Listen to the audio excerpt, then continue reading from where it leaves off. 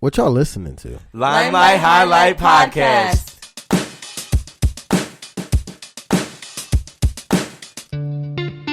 Welcome back to the show where we highlight positive stories, individuals, groups, and organizations and bring them into the limelight for a positively positive podcast. For those that are new to the show, welcome.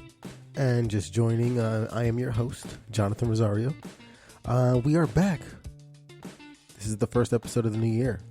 As I stated in the last episode, for things to come, we have a lot planned and it'll be slowly implemented over the course of a while for a nice smooth transition while I work on making this show as enjoyable and easily digestible as possible. Now to grab your attention, let's get into something that we always like to do in the beginning of each show with this week's unrelated fun fact. This week's unrelated fun fact can somewhat be considered kind of related, I guess, if you wanted to the show, only in the fact that it's a positive fact. So we always hear about how great Sweden is, right? With the way they live, how their government is structured, all those great things. Well, one very cool and fun fact is blood donors in Sweden receive a text message when their blood is used. Now, this idea was used to encourage more young people to donate blood, obviously, and because all we do is text and stuff, we don't even talk to each other. But it started in 2012, giving potential donors in Sweden proof that their contribution is going to good use. I don't know about you, but I love knowing where my dollar is going when I donate stuff. So why not enjoying knowing where your precious life source is being used for good, right? I hope more places adopt that type of information distribution because maybe they'll get more donors, who knows? So now, as I was saying, got a ton of changes that'll be slowly being added over the course of the next year. So keep an eye, or rather an ear out for that. I feel like I'm getting better at just riffing, kind of just talking without script as I usually do. And I keep honing my skills. So I want to keep doing that on these freestyle introductions kind of thing, but getting back to kind of a script. And speaking of introductions, on this episode of the podcast, we're joined by the CEO and founder of Active Valor, a former Navy SEAL and all-around amazing human being. His name is Perry Yee, and we discuss what made him decide to start a nonprofit, what life events led him to this point, and all the great things that Active Valor has accomplished and what it means to him. Active Valor, for those who don't know, is a combat veteran-run nonprofit organization in San Diego dedicated to giving new purpose to veterans by pairing them as mentors to children of our nation's fallen heroes, referred to as Gold Star children. The program was designed by Perry, envisioned to giving new purpose to the lives of those who have served by redirecting their passion towards making a positive change in their local communities. The veterans are placed in an ongoing mentorship role and given the chance to pass on their profound skill sets gained from their military career to children that no longer have access to it. Together, the program's dynamic duos utilize teamwork and problem solving to overcome different obstacles and challenges to successfully complete their missions. And I have had the honor and amazing opportunity to be able to partake in some of those challenges with my own mentee, and it truly is a blast. And that's just the tip of what Active Valor is and what it truly means to some people. Once again, it's all about positivity and the impact that he's making on people's lives. So I hope you enjoy this conversation where we dive deeper into how this organization got started and the deeper impact that it has on so many different levels to so many different families. I'll quit rambling off, and if you'd like to, please help me welcome Perry Yee to the podcast. And we are here, finally, after a brutal hour and some change of technical difficulties. We have Perry on the podcast. I got introduced with you by a coworker of mine, Dylan, and he told me you run a nonprofit organization and how this podcast likes to highlight people who do nonprofit work. I wanted you on, of course, so this has been a long time coming. If you want to introduce yourself. Yeah, well, I appreciate you having me on, man. It's always a privilege to be able to share our mission and story, and we're happy that we can share it with you firsthand through what we do. But so my name is Perry Yee. I'm a Navy veteran. I was with SEAL Team 7 out here in San Diego. My wife and I started Active Valor back in 2016. So we're going on 4 years now. And so what Active Valor is we're a nonprofit here in San Diego County that takes transitioning veterans and we pair them as ongoing mentors to a child that has lost a parent overseas in combat or to suicide while serving. And so we host these very wild and elaborate outdoor adventures here in San Diego that it was our way of kind of giving the veterans a chance to pass down their skills and knowledge that they've gotten from the military to these kids now that don't have access to that type of learning with their military parent now gone. And before we get too much deeper into this, I want to go back to somewhat your childhood, like back to 15-year-old Perry. What were you doing before? Did you always want to be in the military, or how did all that start? What was your base? No, I was I was a pretty average kid, nothing special, not like your average, or not like a spectacular athlete or anything really. I mean, I just floated through high school. Military was never something that I imagined doing. I didn't decide to go into the military until I was in college, actually. So I was in my first year of college out of high school and just wasn't feeling the education route. And so this was 2003. So, back then we were still kind of in that time where a college degree meant everything. Yeah. So military was kind of a backup idea of like, how am I going to, make a future for myself? And so I had my best friend at the time from high school, he had enlisted in the Navy right after graduation. So, I had a few conversations with him and kind of talked about his experience and, what he took from it and what he recommended. So, I went through, I checked out every branch, went down to the recruiter's office and kind of just discussed whatever the most challenging things that they had to offer. And at the time, I didn't even know what Navy SEALs were. Yeah.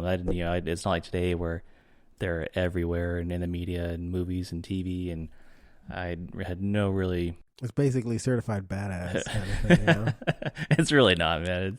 It's from, all over from glorified. the perspective of a civilian. Yeah. So I for me, I didn't have a lot of resources, and so I kind of went in blind and just was stupid enough to push through and make it through.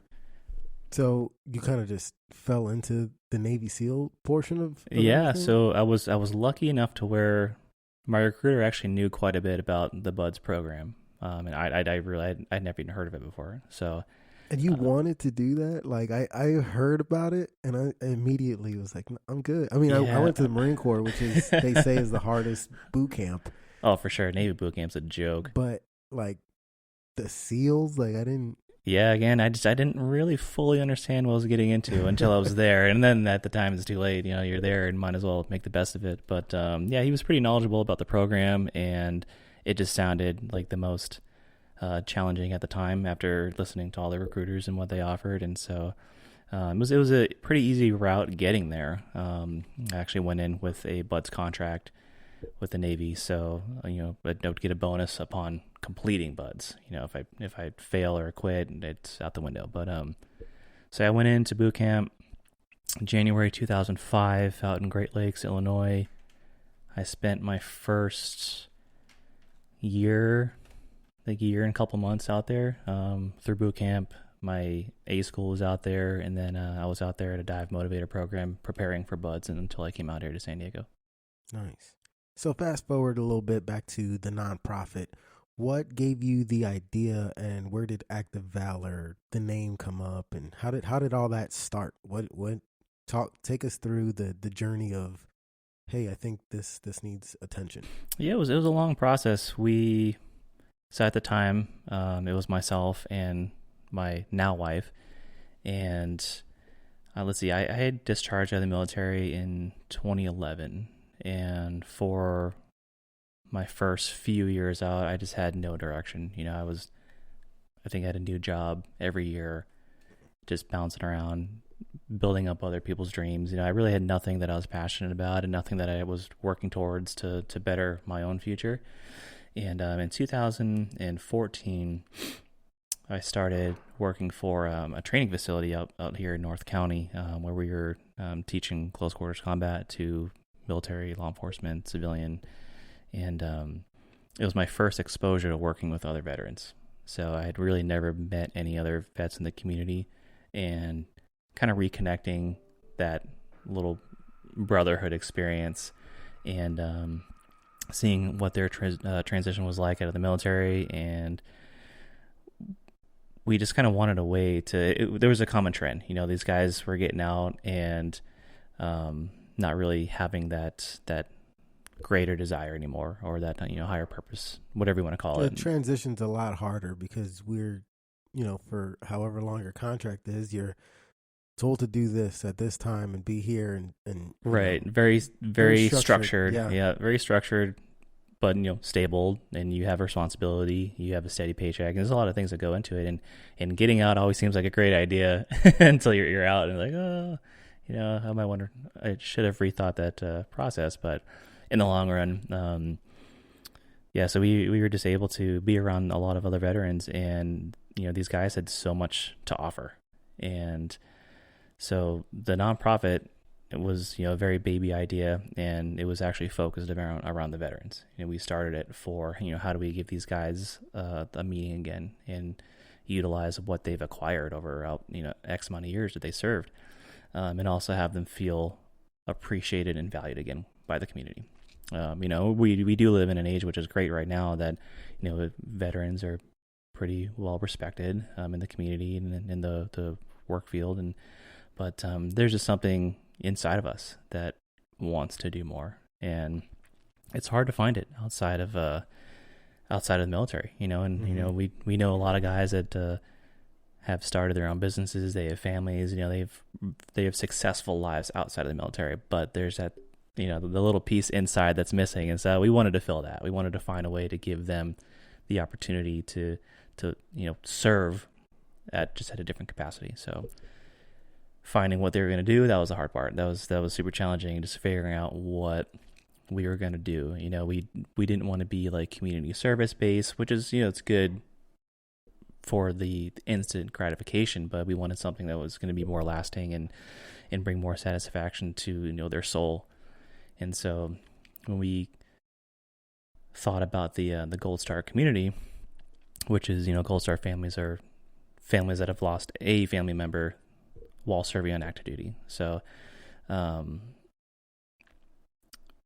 was the really challenging breaking into that community. They're very closed off, and rightfully so. Right. So being a new entity, we hadn't even, so it took us about almost a year to get our nonprofit status. So we started in June. It's a lot of paperwork. It's a lot of paperwork, but we also needed to hone in the mission first. We didn't really exactly know what we were going to do.